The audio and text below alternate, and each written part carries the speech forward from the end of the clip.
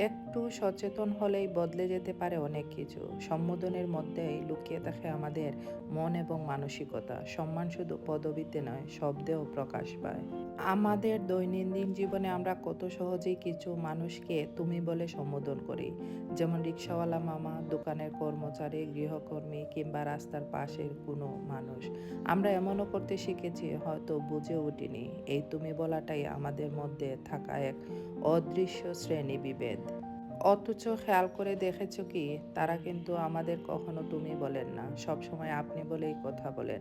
তাদের আচরণে থাকে এক ধরনের মৌন সম্মান, যেটা আমাদের অবচেতন শ্রেণীগর্ভকে চুপি চুপি লজ্জায় ফেলে দেয়। এই ছোট্ট ব্যবধানে লুকিয়ে আছে বড় এক সত্য। সম্বোধনের ভাষা কেবল শব্দ নয়, এটি আমাদের ভেতরের মূল্যবোধের প্রতিফলন। আমরা যদি সবাই একটু সচেতন হয়ে একটু ভাবি, তাহলে বদলানো সম্ভব।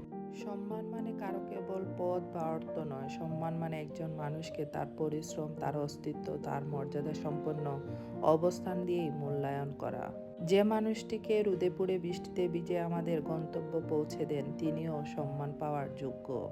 চলুন না আমরা একটু চেষ্টা করি, সম্বোধনে, আচরণে, মননে সবাইকে সম্মান দিতে শিখি। তারপর না হয় আমরা আশা করব অন্যের কাছ থেকে সম্মান কতটুকু পাবো। জানেন তো, সম্মান দিলে সম্মান ফেরত আসে। সবার জীবন ভালো কাটুক, দোয়া রইল।